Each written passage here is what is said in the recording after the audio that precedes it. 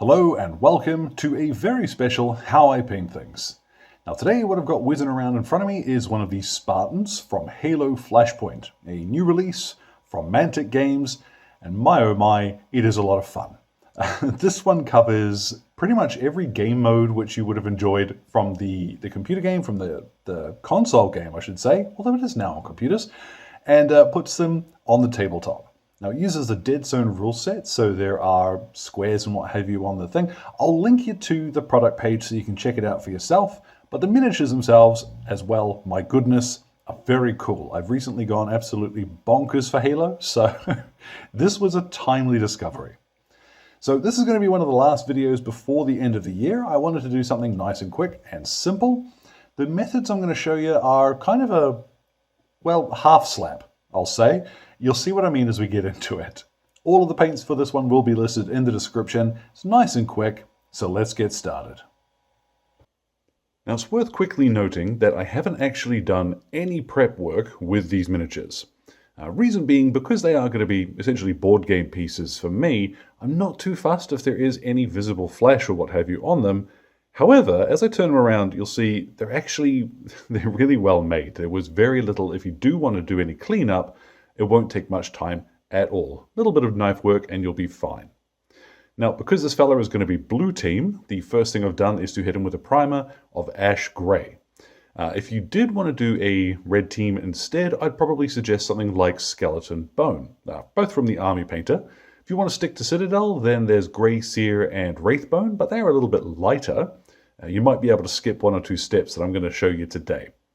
All the same, once our fella is ready to rock and roll, you'll see there are a couple of bits where there's some of the blue plastic underneath still showing through. Now, they're not very prominent.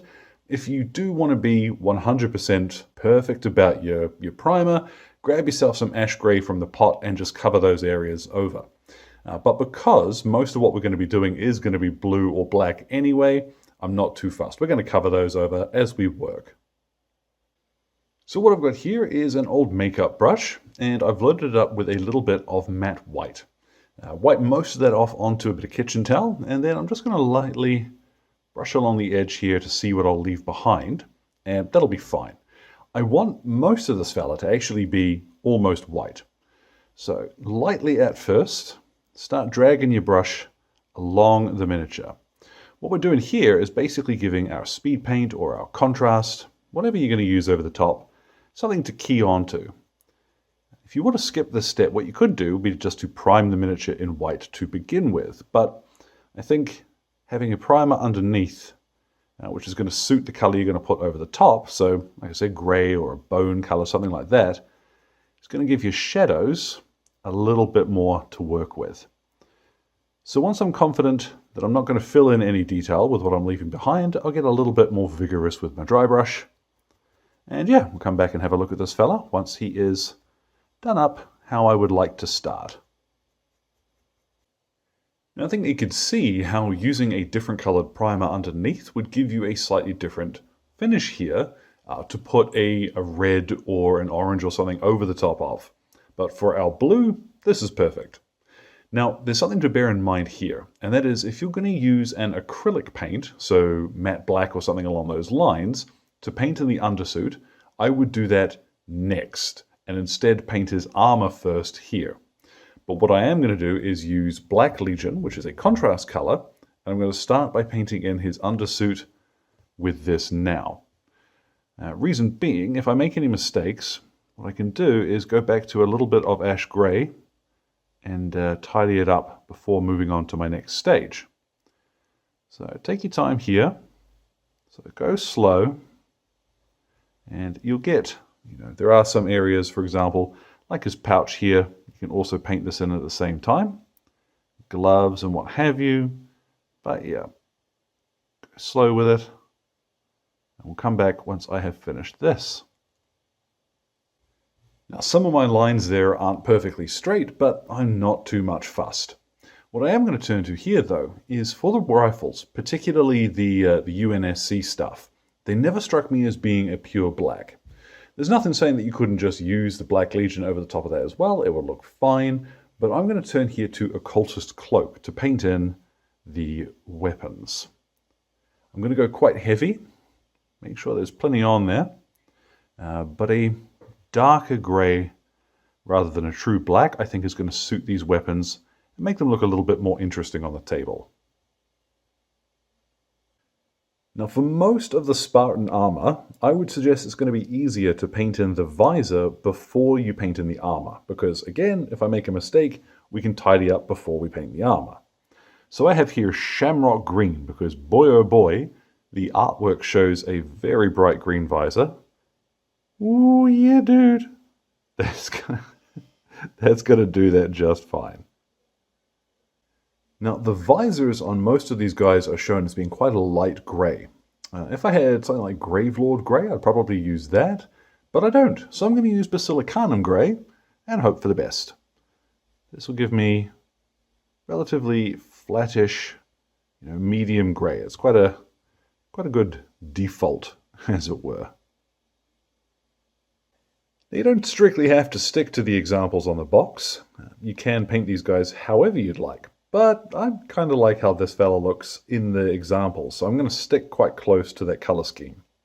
What I have is bright red.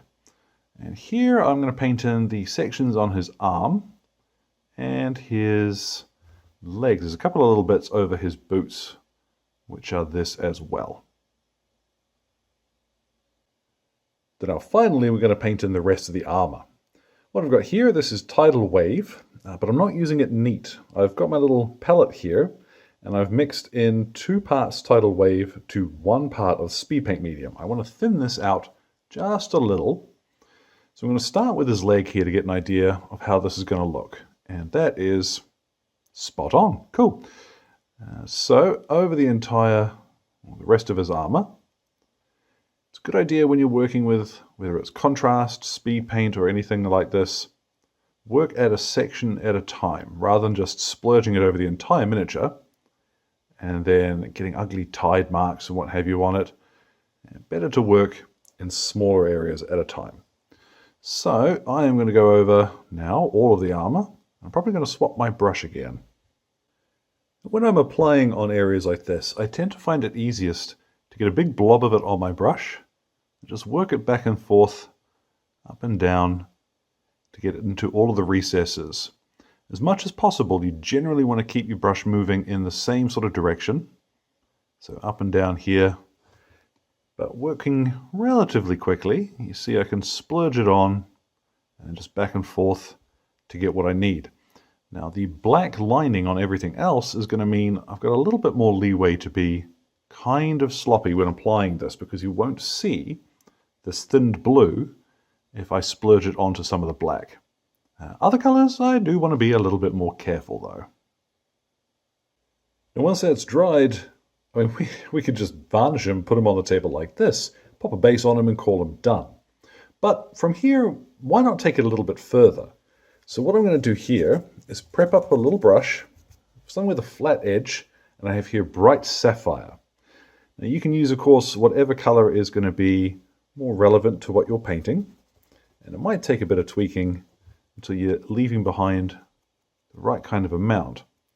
But what I'm going to do is just use some bright sapphire to catch the very edges of the blue details. And as well, with a bit of sneaky, once I've worked most of it off my brush, what I'll do is just lightly flick along some of the black stuff as well, because I'll also get a nice, just off-white, bluish tint highlight on those areas too. Mind how you go with it, because it's very easy to overdo this, but gives it a bit more shape on those black bits. Then for the red bits of his armor, I have here some violent vermilion, which, as well as being really fun to say, will work perfectly well just to catch the edges of our red here. Now, as with all things, it's going to be easy to just keep painting. But what I'd suggest is, if you are going to be doing them as board game pieces like I am, know when to call it. And I'm quite happy with this guy. So what I'm going to do is take him outside, hit him with a matte varnish spray. Now I have got the Color Forge matte varnish spray, which I quite like, but any will do the job that you're familiar with. Once I've done that, I'm going to go ahead and base them up nice and quick, and I'll put the recipe for that in the description. Let's get a look at our Spartan once he is all finished. And so, there at last, our Spartan is complete. And I hope you can see how easy it is to just swap out those methods for any other colors that you choose to use. I did have a bit of practice, of course, picking one color over the other, but it is really just a matter of eyeballing it. You are painting something which doesn't have an official painting guide, a specific look, so go nuts. And I think in particular using the speed paint or contrast range really suits these sculpts. Ordinarily they work best on like natural things, fabric and cloth and things like that, but the Spartan armor is just so busy that it works really well for adding a bunch of detail there, no work required, which I love. So as always, thank you very much goes out to Exit 23 Games for the light and sound equipment, as well as all of my wonderful patrons who are keeping me ticking in paints and glue, including my gorgeous producers who are showing up on screen now. Thank you so much for your support, folks. I really mean it. It's coming up on the end of the year, and I say it at the end of every video, but yeah, you're the folks that keep this channel going. So any questions or anything, feel free to drop them in the old comment box below. My Blue Sky and Instagram are both linked down there too. So thank you very much for your time, one and all, and you all enjoy the rest of your day.